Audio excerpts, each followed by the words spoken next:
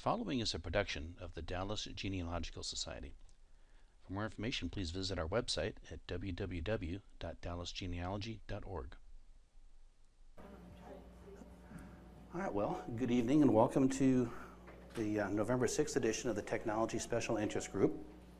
For those of you that don't know me, and even those of you that do, I'm Tony Hanson. So tonight, at least I'm here to talk about something called home networking, which is really kind of it's a broad area. There's a lot to talk about and a lot to learn here. And so stop and ask questions if at any point, I say something that is not clear to you, or if you just want me to expand on something. My goal by the end of tonight is I want you to understand the purpose of each component in your home network. I want you to know the advantages and disadvantages of using the wireless versus the cabled part of the connections, because there are advantages to both. And I really want to share with you some of the new purposes to which home networks are being put.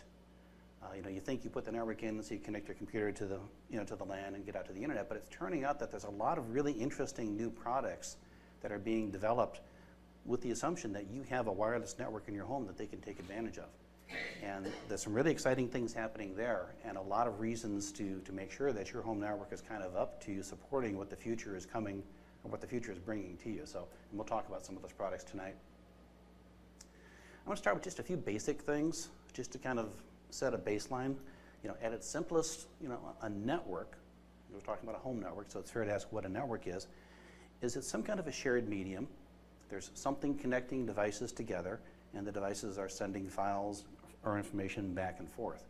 And the type of network that we're talking about that's most common, something called a TCP/IP, it's a shared network.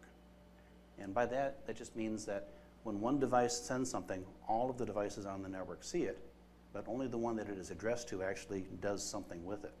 But it is important to know that you're, in a sense, kind of broadcasting this stuff out there. It seems like it's just going from point A to point B, but as we'll talk about, there's some interesting security implications with this type of network. So, the files are normally ignored by the devices that it's not intended to, but not always, and that's where people can start doing some penetrations and get into your network and see some of your files. So it's just, again, good to know that this is really what's happening in your network. I've mentioned TCP/IP. That is commonly referred to as Ethernet. That is the type of network that we're using. The TCP/IP is mercifully short, stands for Transmission Control Protocol / Internet Protocol. That's kind of the official name for it. And it's a set of standards that just define how information is sent and how it's received, and what happens if there's conflicts. If two or more devices start transmitting at the same time, it defines how it backs off, how files are sent, how they're numbered, how devices request something be retransmitted if it didn't get it all. It's really been something that's been under development since the 1950s, and it's been in continuous evolution and refinement ever since. And the refinement continues today. It keeps getting enhanced and working better, I think. There's many kinds of media that you can use to create a network.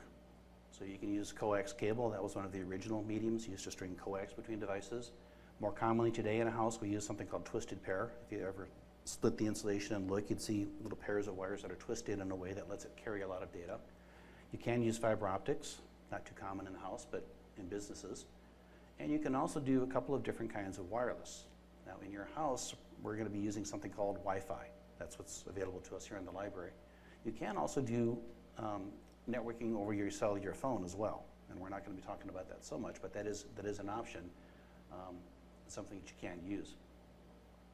As I mentioned, data in a network is broken down in digital formats, and information is sent in packets over the network, and it is a kind of a robust, best effort architecture. So there's no guarantee that when something sends a packet that it's going to be delivered. And so that's where the protocols come in.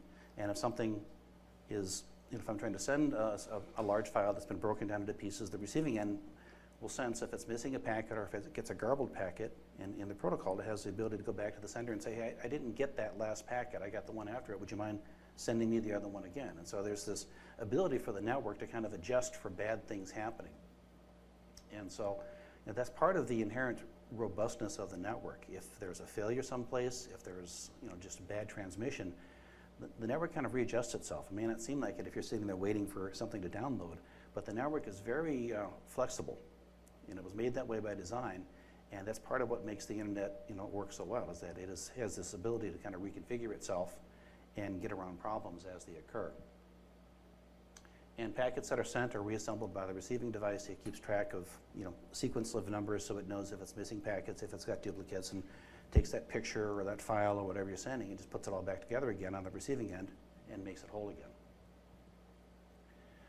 Now, part of what makes all this work is that each device has a unique address. So when somebody manufactures something for a network like this, they encode in it an absolutely unique address that is unique to that device and only that device. And it's called a MAC device, a Media Access Control. And it looks, at least in an IP version 4, kind of not really meant for human consumption, and it really isn't. But it is just a way to absolutely uniquely identify any device that touches a network. Tony, just to confirm, when you're saying devices, you're talking about laptops or printers or, all the other kinds. So we're not just talking PCs. Correct. We're talking anything that is going to be a participant on this Ethernet network throughout your house or throughout the world. Now, what does happen is your network will now take your device and assign it as a specific and unique to your network IP address. And that may look a little more familiar to you, that 192.168.1.70 is an example of a current IP address. And when a network senses a new device on there, it says, okay, I recognize that MAC address as being unique. I know I'm talking to one and only device, and I'm going to give it an IP address, and that's how it starts talking to it, is by that IP address. And we'll see how that kind of gets managed later on. So when you connect a device to a network, the network is going to sense that it's an IP device. It's going to sense the MAC address.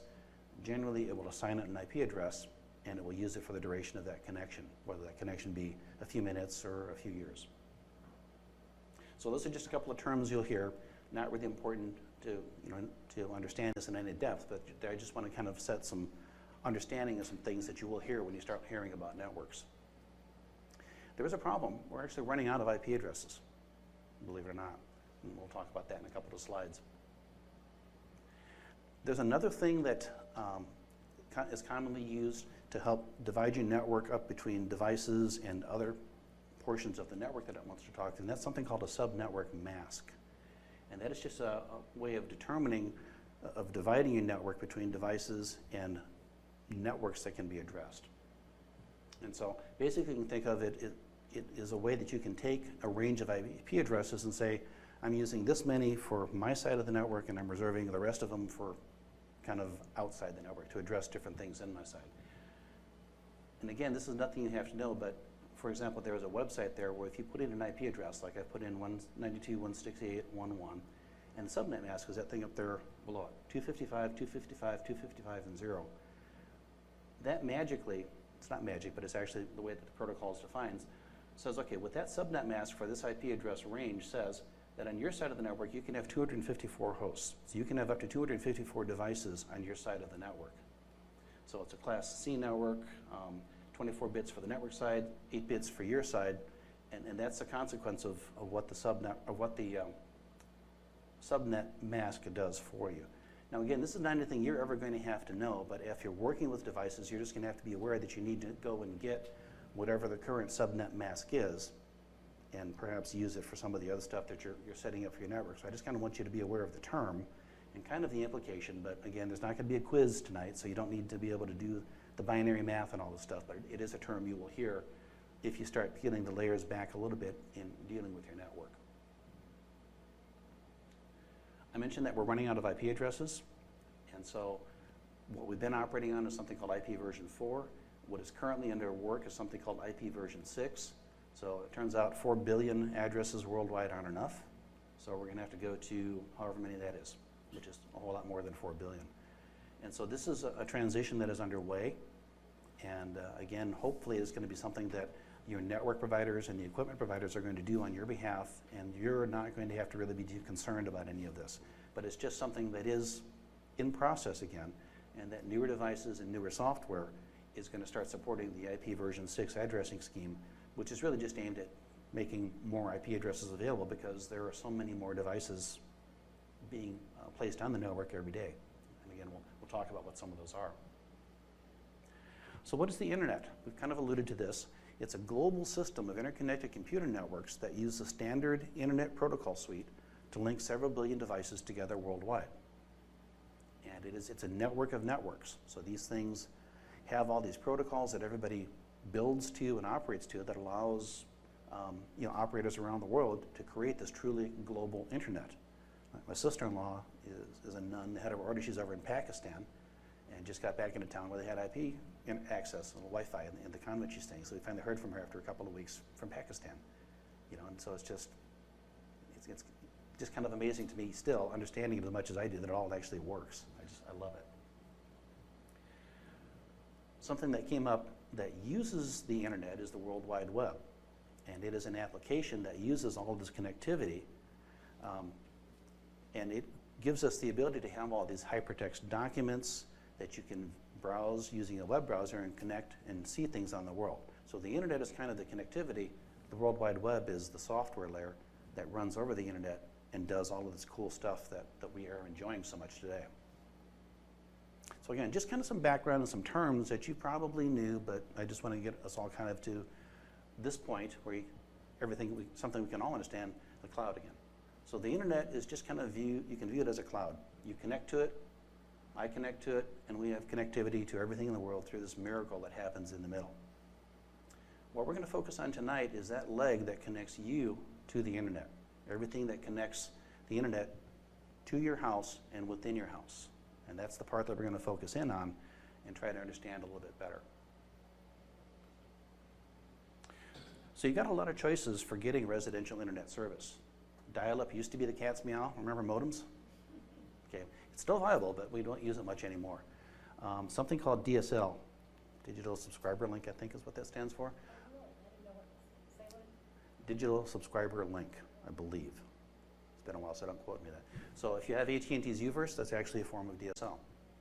And that's just something that is operating over a copper wire between the central office and well, more correctly, a box in your neighborhood and your house, but it's copper between those 2 points. Cable TV is another option. So there are cable TV companies that will provide internet access.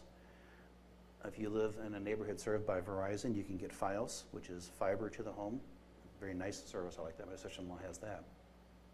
You can even do something called fixed wireless. So there are operators around the country that will take a radio signal and direct it towards your house, and you can put an antenna on the outside of your house, and you can have internet that way. So the bandwidth isn't so great. It's a little bit more pricey, but it is an option. You can even have satellite internet. Now that's kind of slow on the uplink, but pretty good on the downlink. But those are all options of a way that you can bring internet connectivity into your house. And even mobile wireless. You can just subscribe and have a cellular, either through your phone or through a little base-like thing, and you can bring internet in that way, although that's a bit pricey. Primarily, most people have one variation of those 3 things, either DSL or cable or fiber, and those are the most common. But really, for purposes of what we're talking about tonight, it really doesn't matter how it's delivered to your house. It's just important that you have it coming in somehow. So your basic home network, when you break it down, kind of looks like this. You've got some internet service provider bringing something to your house. You have whether you know it or not, you have a device known as a modem and a router and a hub, and typically some kind of a wireless device delivering service to your stuff. And we're going to look at these all kind of in turn. Now typically, when you have some kind of internet service, all of those 3 functions, the modem and the router and the hub, are contained just in a single device. So you don't actually have 3 different devices, but functionally that's what's going on inside of them. And we're going to take a look at each of those functions in a turn and see what's going on. And I'm going to use a term called residential gateway to refer to that kind of unified thing, that box that your provider sets someplace when they give you internet service. So the modem is the device that basically communicates over the medium, the fiber or the coax or the twisted pair or whatever. And what's going on here is at the far end and at the near end, you have this signal that has been modulated. Modulation is just a way of encoding information and sending it over the particular type of media that you're using. On the receiving end, you demodulate it. You extract that information out and you have the information. So the modem just basically handles the way of talking with the particular media and the particular technology your provider has decided to use to deliver internet service to your house. Now, when you had dial-up, you had a physical modem, and that was kind of it. Now the modem is just, probably a chip or a piece of a chip incorporated on the circuit board in this device in your house. So it's what communicates with your internet service provider, and it converts their signal into the TCP/IP packets that we know and love today. Once it's in the TCP/IP realm, then the router steps in. And so a router is a device that usually sits on the border of two networks. Now your home is considered a network, and then you've got all of the other networks out there. So the router is a device that kind of sits in the middle and translates IP addresses, handles some security, and basically the traffic cop that decides what packets to allow into your network and what packets to take from your network and send them back out into the World Wide Web. So it sends the traffic to and from the internet and performs some security stuff. Now, with devices like this, it also typically does something called dynamic IP addresses. Now, I mentioned that if you take a device and plug it into a network, typically the network will assign the IP address for you, and that's referred to as dynamic IP addressing. So it saves you the trouble of having to go in and try to figure out what IP address is available and which one should you use. You disconnect it. The router says, "Oh, I see a new MAC address out there. It doesn't have an IP address. Here you go. Here's your IP address. Have a good day." And that's a function of something that's typically done in the router. Now, like I said, that's a very good thing for most cases, but it does tend to cause some problems. So the good thing is that when you have a new device and you first attach it, it's going to assign an IP address to it. Now, you still have the option, if you choose to, of going to that device and saying, "Thank you very much, but I'm going to go into this device and I'm going to grab an IP address and just permanently associate it with this device so that every time I plug it in, it already has the IP address defined." And there's some reasons why that's not a bad idea to do for certain types of devices. So if you reboot your router, your residential gateway, it's a new day. It's going to wake up, it's going to start seeing devices and try to assign IP addresses again. If your device already has an IP address, then sometimes this causes problems and things stop working. And if you've ever had a power outage or if you've had stuff turn off unexpectedly, you've probably played the game where you say, "Okay, what order do I have to turn everything off and then carefully turn it back on again just to make sure that everything works and everything gets connected in the right order?" And that's a symptom of having IP addresses start getting kind of confused and scrambled. So that's because they had an IP address. They didn't know that the residential gateway got rebooted. It still has an IP address. The residential gateway was trying to assign a new one. It just gets all confused. So that can cause some problems sometime. If you power everything off, start with the residential gateway, and then turn on all the rest of your devices, it should come up and recover from that. But if you find yourself doing this frequently, and if you have some devices that are kind of permanently attached to the network, you can eliminate this problem by going to those devices and saying, "You're just going to have a permanent IP address. I'm going to go into you and say, this is it. Here's your IP address. Don't let the router give it to you anymore." The advantage of doing that is that when you reboot the residential gateway, it's not going to try to assign an address to that device again. That way there's no confusion. So you wouldn't want to do this for things like your laptop, any of your iDevices, things that you're frequently taking in and out of the house and connecting to the network. But if you have a network attached printer, for example, or a NAS, a network access server device or something, those devices, sometimes you can assign an address permanently and eliminate this problem of having this type of confusion. So I'm just kind of mentioning that now while we're on the topic of this dynamic IP addressing, and it is something that sometimes helps alleviate some problems and cuts out the confusion. Barb? Here's a question. Years ago, when we first started with some kind of network in our school district, we would have a situation where they weren't Windows machines, that DOS machines would go out and grab an IP address and hold on to it even when they were turned off. Our Macs would go out and grab an IP address and let it go and let it go. And sometimes they then couldn't get through to get an address because this DOS machine was in the way. Is that still occurring? Well, yeah, and I mean, that can happen. And basically, you can't have two devices have the same IP address because then the network just doesn't know which one to believe anymore. So if you have two devices that have the same IP address and they both come on the network at the same time, you're going to have a real problem with them communicating. And so, that is a situation that you still need to avoid. And that's where particularly for laptops and things like that, if you leave them in the mode where they just get their address dynamically, that shouldn't happen. And if you do decide that you wanted to assign some of these things a permanent address, you want to make sure that you're starting at a high enough number that you're not likely to ever have a collision and have two things with the same IP address. By the way, when you signed in today, you signed a disclaimer that said if you try any of the stuff that I'm telling you about and it breaks your network, you can't sue me. So that was fine print down at the bottom. So, okay, so that was just kind of touching on the router and the dynamic IP address. So the last kind of device we have out there is something called a hub. And a hub is used to connect multiple devices to the network. And when a packet is received at a port on the hub, it will retransmit that packet to all the appropriate other hubs so that the packet is just sent to other devices that are connected to the network. And most devices that you get from Verizon, from AT&T and what have you, your residential gateway device, will have several ports built into it, integrated to it. And so it's a hub. It's also sometimes called a switch, and I'll expand on that in just a little bit more. But basically the idea of a hub is to give you a place to plug multiple devices into to make sure that your traffic from one device gets to all of the other devices. And then again, most devices have some kind of an incorporated Wi-Fi component. And this is good because it's not always possible to run cables to every part of your house. You may not own the house. It may not be even physically possible to do it. So for many devices, a Wi-Fi connection is your only option. And as I mentioned earlier, there's this growing trend of things called the Internet of Things, devices that are actually wanting to piggyback onto your Wi-Fi network and use it to do useful stuff for you. So it's really quite an interesting trend that's happening. A little scary maybe, but kind of interesting. So Wi-Fi is increasingly becoming important for not just the computer and things that you might think of, but other things that you might not have thought of, like thermostats and light bulbs and stuff like that. It's amazing what's happening. So your typical residential gateway incorporates all of those things internally. You just see kind of a wire going in and a bunch of wires going out, but internally that's kind of what's happening, and it's helpful to understand that.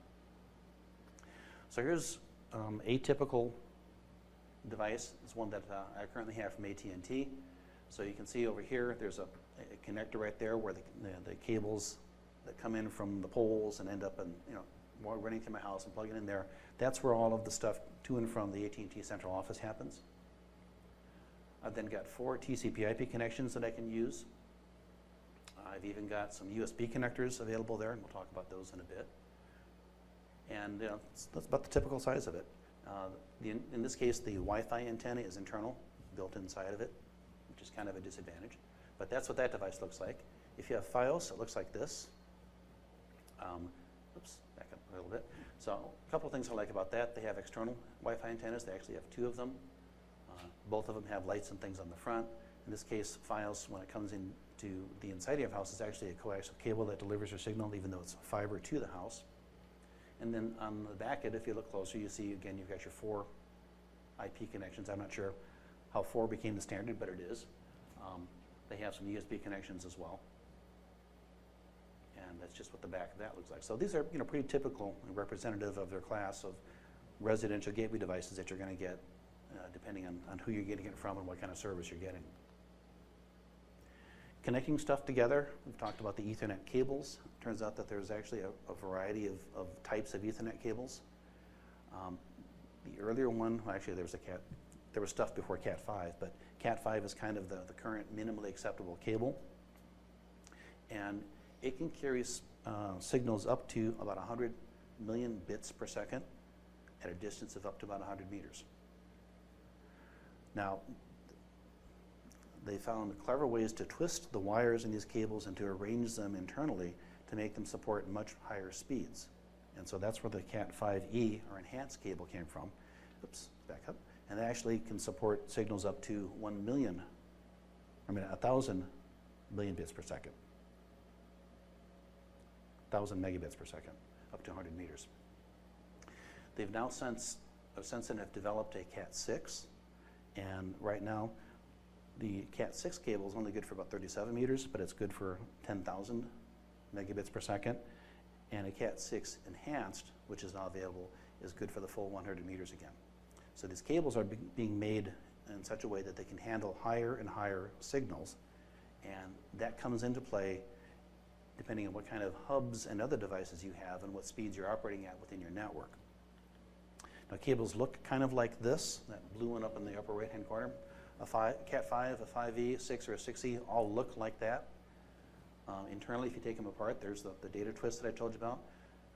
You really can't tell by looking at those cables which is which. The only way you can really tell one from another is to look at it very closely, and you'll see something like that. So if you for me anymore, if you get the magnifying glass out and find just the right spot on the cable, it'll say Cat 5 or Cat 5E or Cat 6 or Cat 6E.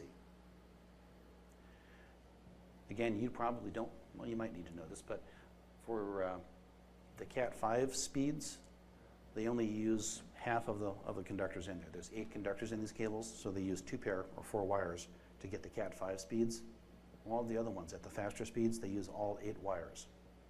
Now, all of these patch cables have all 8 of them, but if you start running cabling in your own house, or if somebody's done that for you, that's something that's good to know. Because if you want to set yourself up to support the higher speeds, you definitely want to run and use all 8 conductors in what you run yourself. But as far as the patch cables are concerned, like I said, about the only way without a test set is to look at them and see what they are. So I'm starting to make the switch over. I'm doing some Cat 5e stuff, so I've got a whole bunch of Cat 5 cables that I don't really want to use anymore, and having to start to replace them with the Cat 5es. So I'm using my magnifying glass a lot to kind of sort them out. I mentioned that you can do some home wiring if you want to. So I've been buying over the years cable in bulk. So you can see I bought the Cat 5e, luckily. And so as I've been stringing stuff to my house, I just pull it on out and do my cabling. The connectors look kind of like this. Again, it's a bit tedious, but you just basically run the wires in there. They're color-coded, so you just follow the colors on the cable with the colors on the blocks. You hook them up appropriately, push them down in place, and you've got your connection. And so that's my little patch panel in my closet. And I'll show you some other pictures of that, but that's basically how I manage my cabling from where my hub sits through with the rest of the devices in my house. And if you go to a FIOS, as I did the other day, you'll see there's a large selection of things that you can buy if you're interested in doing this yourself. So a variety of different kinds of covers, with one outlet, multiple outlets, all different kinds of gizmos. You can spend a fortune doing this. Home Depot, Lowe's, they all sell the cable and these connectors as well. Can I Absolutely. The difference in the speeds of the cable, the difference between 5E and 6E, is I have AT&T U-Verse. If I got the 6E cable, Ethernet cable, would I see a difference? Or is it ahead of the service provider? I'll give you the technical answer. It depends. And I'll address that in a bit, because it can make a difference. So, why would you use wired versus wireless? Well, the wired cables, as you'll see, support higher speeds. They are a little more secure and maybe easier to implement. But Wi-Fi is certainly more convenient. It may be a little more complicated, but it may be your only choice. Things like your iDevices, there's no place to plug an Ethernet cable in. So you have to have wireless for those. And if cables aren't really an option, you're going to be dependent on Wi-Fi as well. So, neither is evil. Both are good. It just kind of, it depends. But it's good to know you have options. So let's talk about wired cables in a little more detail. So you can run cables from your gateway device, the thing that terminates your service, to devices in other parts of your house. And you can use hubs and switches to expand the number of ports available from a single cable. So I mentioned AT&T and Verizon both only give you 4 connectors. So if you need a 5th connection, you're going to have to do something. Well, something is a hub or a switch. And you can daisy chain hubs and switches around your house. And you can also use the built-in intelligence of the switches to kind of segregate different types of traffic in your network and improve performance. And I'll show you an example of that in some slides here. So if your device is an older, slower connection, either a 10 or 100 megabit per second, then a Cat 5 patch cable is perfectly good for that. If you're running wires of your own, it only needs half of the pairs. And this has been standard on older equipment, but it's been supplemented by a faster speed more recently. The faster port is something called Gigabit Ethernet, and that's been standard now for several years. So I've got about a 2 or 3 year old PC from Dell, and it has this, much to my surprise, or pleasure I should say. So just about anything you buy today is going to have, if it has an Ethernet connection, it's going to have gigabit capability. Before that then, to take full advantage, you're going to want to have a 5E or a Cat6 patch cable to connect it. If you're running your own wires, it's going to use all 8 connectors in there. And as I said, most newer devices will come with and will support this if they have a TCP/IP connection. So this is just kind of a diagram of a typical network. I've got the internet coming in through my provider to my residential gateway, and then I'm using patch cables to connect to things within my house. Now, if you're a U-Verse provider or a U-Verse subscriber, one of the ways you can connect your set-top boxes to your device is through your TCP/IP connections. And so if you have a set-top box, it's going to grab, a port on that residential gateway. The more set-top boxes you have, the more ports it's going to use. But you can also connect, your PCs and your other computing devices to that same device, and life is good, until you come up with another device and you don't have enough ports. Then you're going to have to do something. Well, what you can do is you can get one of these Ethernet switches, these hubs that I've talked about. You can plug it into the residential gateway and expand the number of ports that you now have available to you. You can even plug an Ethernet switch into your Ethernet switch and have more ports available to you. And you kind of laugh a little bit, but I mean, if I've got in my house, it's kind of an L-shaped, and the hub is in the middle, and Kathleen's stud is on the other end of the house. I just ran one cable back to her end of the house and put a switch there, and then I have multiple connections. It's that or run a bunch of cables. So, and you can use it to your advantage, and it does work. So you can use these switches to expand the number of ports that you have in your network as necessary. They look like this. There's bigger ones available than that even. This is the one I just bought because I was doing some testing along the lines of what I'm going to say to answer Susan's question, and made some interesting discoveries and decided I needed a faster hub. The newer hubs are going to tell you when you connect something to it, whether it's the older 10100 megabit connection or the newer gigabit connection, by the color of the light that it gives you. So when I plugged this thing into my residential gateway doesn't support the gigabit Ethernet, but my PC and my NAS server do. So those are those devices down there. The light just came on for Susan, I think. So the original, very, very first hubs, when you sent a packet of information into it, it just retransmitted that same packet of information to absolutely everybody, whether it needed it or not. Now, they got a little smarter, and today's switches will look at the address on the packet, and it will look at the devices on the other ports, and it will only send the packet to those devices if it is addressed to it. So it's kind of doing some intelligent routing stuff, some routing decisions, and not just blindly sending packets to everything on the network. And you can use this ability. It comes pretty much in any switch you buy now. This is not anything you have to look for. It just comes standard because the chips that they make that do this just do it automatically. So when you're putting in hubs or switches, the term is kind of interchangeable now in your network, you can use this smarts to help kind of make your network run a little bit better. So I mentioned that with U-Verse, I have all these set-top boxes, and that's how I'm delivering all of my television information to my TVs. I don't really want that traffic running over my data network when I'm trying to send a file from my NAS to my PC. And the same thing, when I'm doing a file transfer, I don't really want that freezing the images on my television. And so by having this switch and having these things hooked up the way that they are, I built kind of a virtual firewall there, because I'm not going to get U-Verse packets coming through the switch to these devices, because it's not going to send them to it because it's not addressed to them. And by the same token, anything that's going on in my network is not going to come through the switch and be sent up here, because this switch says, no, I'm not really addressing that stuff to anything up there, so we'll just keep it local. Now, of course, if I'm sending anything out to the internet, it's got to go through the residential gateway, so then all bets are off. But at least for things that I'm transmitting just within my own network from device to device, I'm not having any kind of an interference. So as long as you're going to start using switches in your network, just be aware of this kind of inherent capability you're getting for free, and you can start configuring your network to have it make a little bit more sense, and maybe start getting a little more throughput because you don't have quite so much data tripping over itself, needlessly, when you're not really sending it from one to the other. Yes? I think I'm here at 101. set-top box/TV? I keep hearing the term. I don't even know if I have one. What is a set-top box/TV?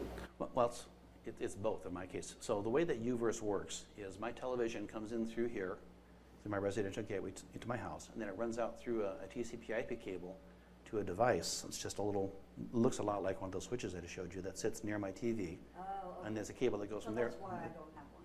Okay. So for U-Verse, that's how all of my video is delivered. Yeah. Thank you. Sure. Any other questions so far? Well, yeah, you may be getting to this. The residential gateway, the speed that it's capable of. I'm going to get to this. All right. Trust me. And I know U-Verse has various levels of speed that you can buy. They do. Okay, so you're going to talk about I All promise right. you I will address Good. that question. So this is what my corner of the world looks like or looked like before I replaced that switch. Oh. So, there's my hub. Well, this is my residential gateway. There's my Ethernet switch, and then that's my stuff running out to the various parts of the house.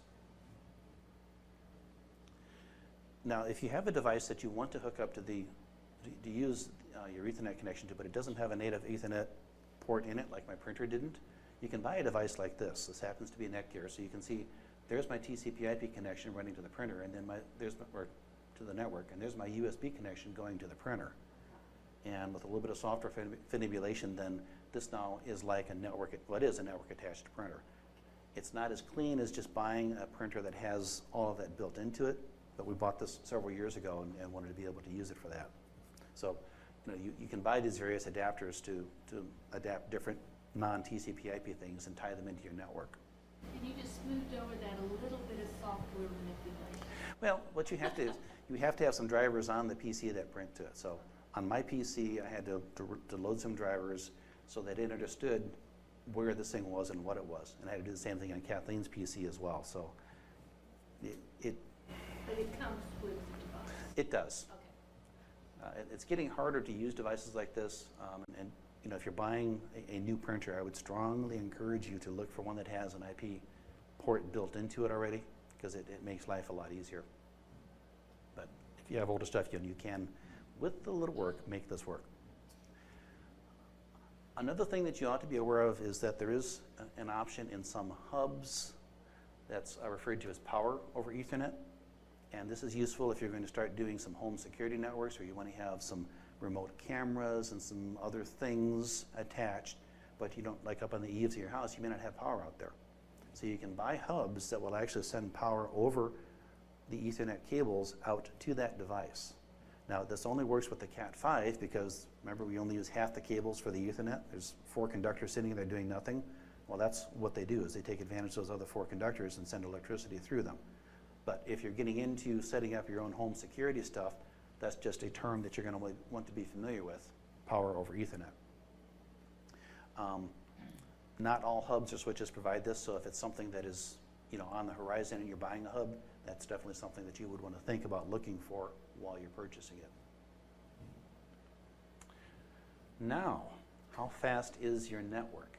So you can download for free a variety of software tools that will let you actually test your service provider's speeds and see if you're getting all that you're paying for. And so this one, speedtest.net, is one that is available for free, and gave me pretty consistent results there. So when I ran it, I was actually getting pretty good.